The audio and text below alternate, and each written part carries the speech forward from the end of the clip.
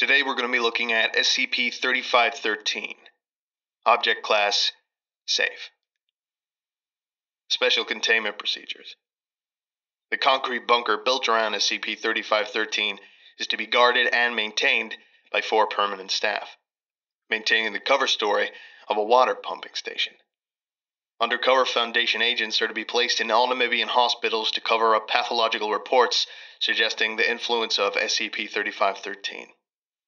Any atypical increase in clinical rates of degenerative brain disease in a highly localized area is to be investigated as a potential further instance of SCP-3513.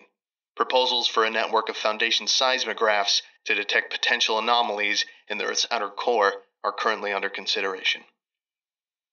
Description: SCP-3513 is a region of space located in Rocky Crest, Windhoek, Namibia. It is approximately cylindrical in shape, with a diameter of 3.4 meters and a height above ground of 2.3 meters. Evacuations have revealed that SCP-3513 extends below the ground for at least 10 meters, but its total depth has not been measured. Any organism with a brain that passes through SCP-3513 will become subject to an anomalous neurodegenerative disease. The disease will develop over a period of 4 to 6 months, with the following progression. A hard keratin nub develops in the cerebrum. The keratinized area grows in proportion to the overall size of the brain. In humans, it becomes approximately 5 centimeters across. The tip of the keratin nub opens, forming a beak. The interior of the beak is coated in pointed keratin papillae. Over a period of months, the beak slowly ingests brain tissue, consuming it. The papillae assist in ensuring that the soft brain matter does not slip out of the beak once it enters. The brain tissue consumed by the beak disappears from the patient's brain. Testing indicates that the interior of the beak leads to an interdimensional portal to another location or locations. The external symptoms of the SCP-3513 disease depend largely on where in the brain the keratin nub initially forms, but it may be misdiagnosed as Creutzfeldt-Jakob, Huntington's, Parkinson's, or Alzheimer's disease. Confirmation of the effects of SCP-3513 is only possible through MRI or CT scan, open neurosurgery, or autopsy. Foundation autopsies have confirmed that following the death of the patient, the beak continues to ingest any remaining brain tissue. Test logs. Procedure: 6 D-Class were exposed to SCP-3513 and regular CT scans performed to track the progression of the disease. Upon the opening of the beak, Foundation medical staff performed conventional open neurosurgery on the relevant D-Class. The use of human test subjects was approved based on the requirements for brain size and the ease of anesthesia. During the surgery, unnecessary brain tissue was removed to allow access to the beak. A microscopic surgical camera fitted with a GPS tracking chip was fed slowly into the beak, and the results recorded and analyzed. Exploration 3513-1. Subject: D-2879. Results: inside the SCP-3513 beak, the camera filmed a passage lined with papillae. The camera was fed into this passage for a distance of 1.4 meters. The GPS tracker was not able to be located at this time. D-2879 reported no discomfort. After the camera had progressed approximately 0.8 meters, the passage ended, and the camera emerged into a dark hemispherical space. A number of openings were observed at intervals around the sides of this space.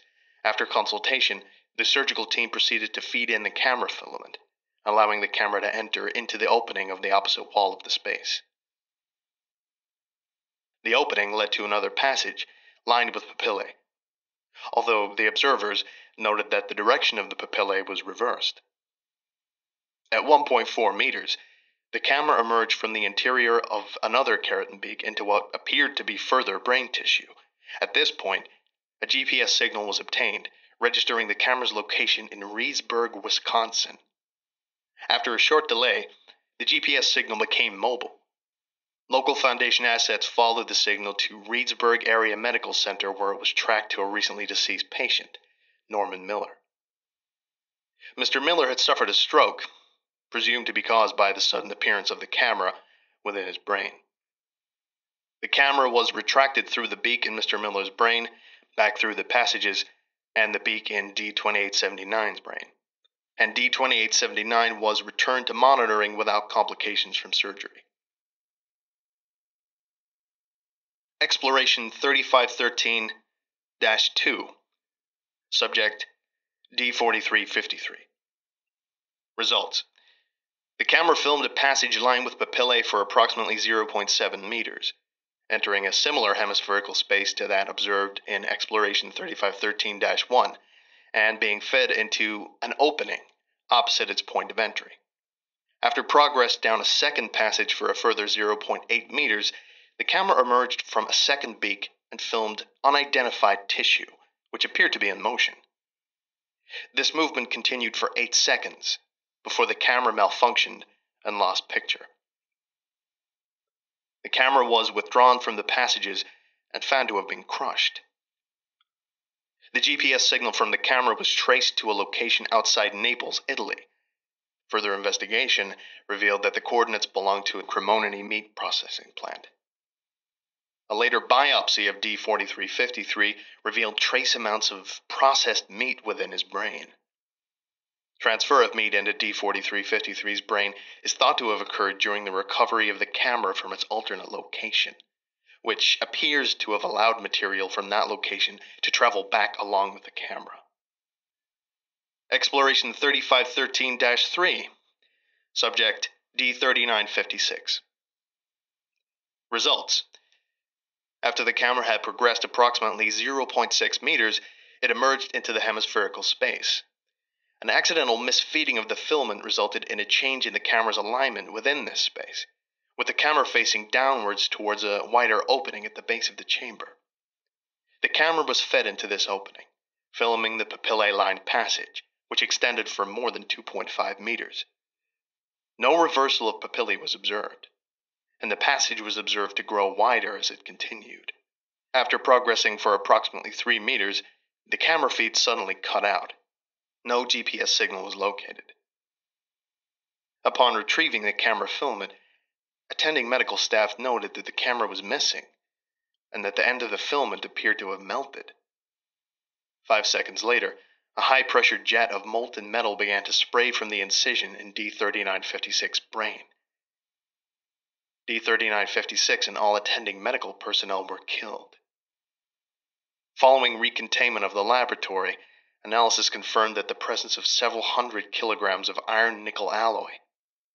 Initial temperature of the molten metal is estimated to be up to 4,000 degrees Kelvin. Testing discontinued. This has been SCP-3513.